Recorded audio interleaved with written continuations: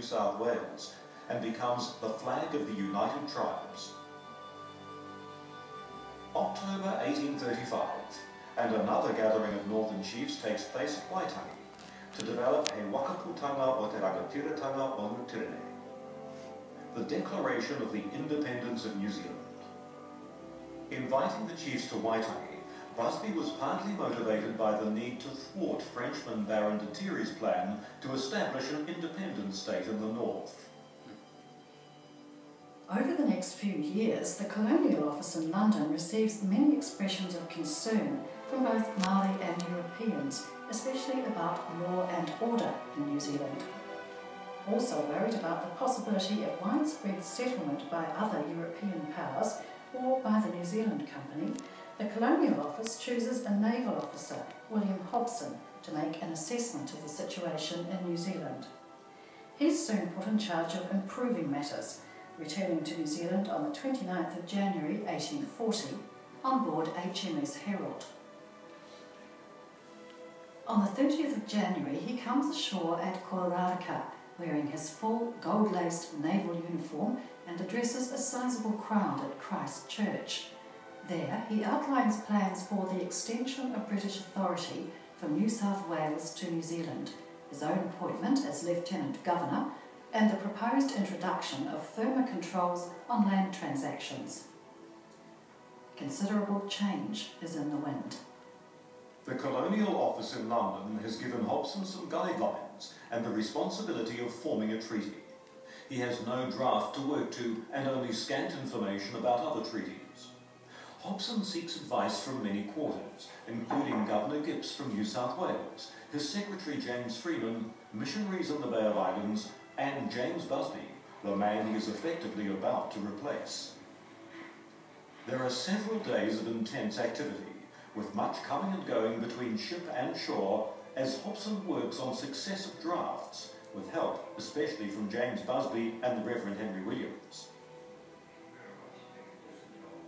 It is late on the 4th of February when Hobson sends the final English text to Henry Williams at the Paihia mission station.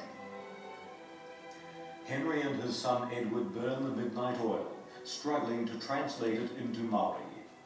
The time frame is exceedingly tight. The text must be ready for presentation and debate by the next morning. While both speak Maori fluently, they are not trained translators. Meanwhile, sailors from the Herald erect an enormous marquee on the lawn in front of the British Residency. The marquee has a somewhat nautical flavour, as it's formed from spars and sails from ships and made festive with nautical flags. It is early morning on the 5th of February 1840.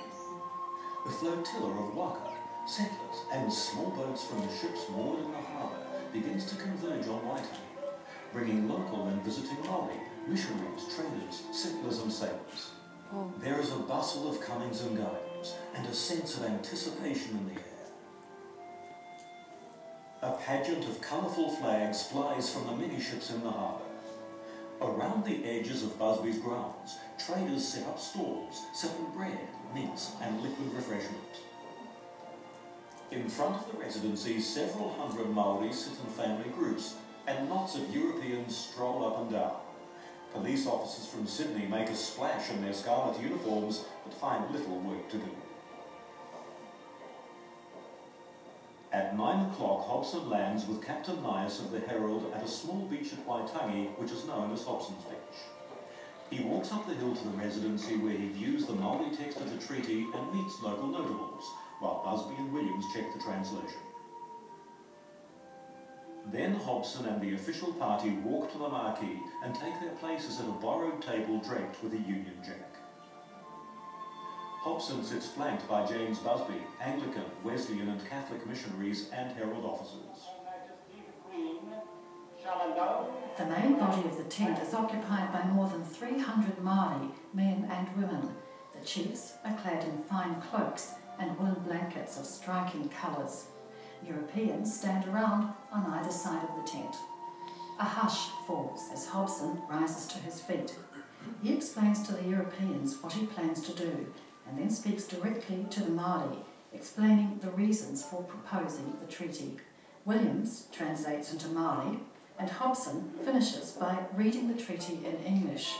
Williams reads and explains it, clause by clause, in Māori. Can I translate, Your Excellency? Thank you, Mr. Williams.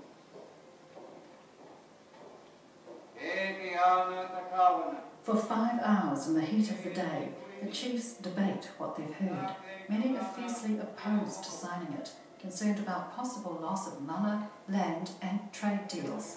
Others put forward the arguments in favour.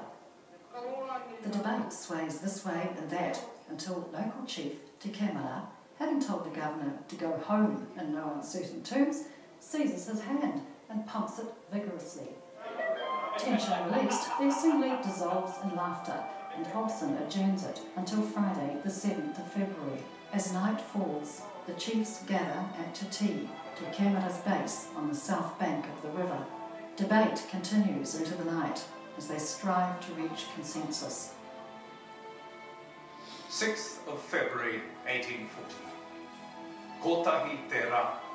This is the day. The day of the signing of the Treaty of Waitangi, the Tiriti or Waitangi. It is to become the most significant date in the New Zealand calendar.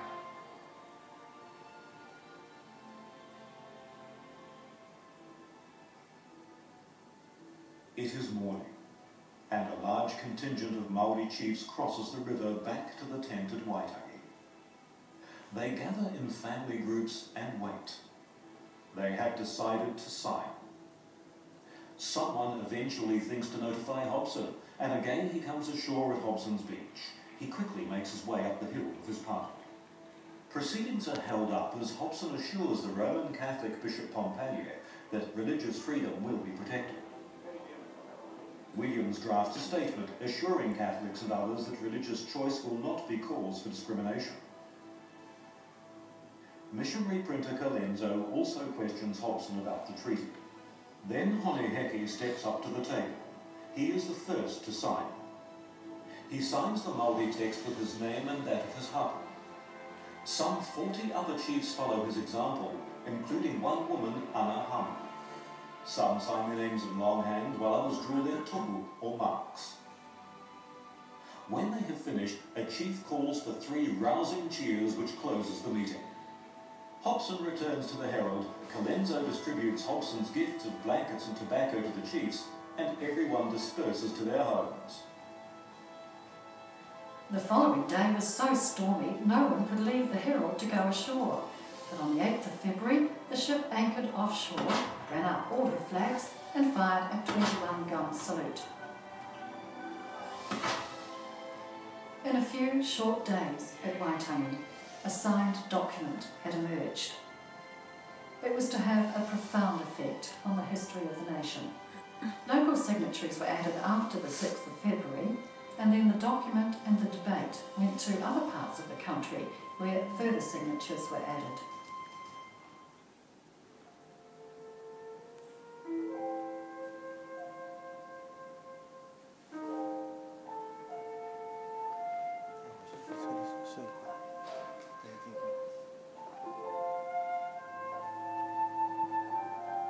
Today, throughout the treaty grounds, there are poignant and evocative reminders of the 5th and 6th of February 1840 and the remarkable events that took place on those 2 days. The naval flagstaff marks the approximate spot where the Treaty of Waitangi was signed. The Royal New Zealand Navy plays a special part in Waitangi Day commemorations each year. The old British residency, James Busby's home, was designed and prefabricated in Sydney, shipped to the Bay of Islands and erected on site from 1833. Today, the Treaty House is one of the oldest surviving structures in New Zealand and is New Zealand's most visited historic place. Busby's European house was matched in 1940 by the building of Te Wharerunga, the carved meeting house.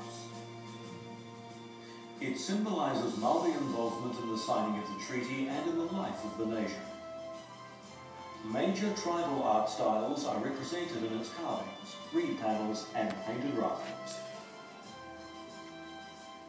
The Hobson Memorial, located behind the Treaty House, was constructed in 1939 and unveiled as part of the 1940 Waitangi Day Centennial celebrations.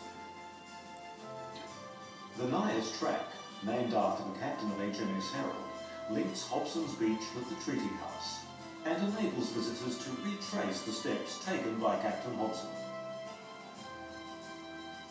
The 1940 centennial of the signing also saw the launch of Ngā Toku Matawhāua, the giant waka which resides at Waitangi.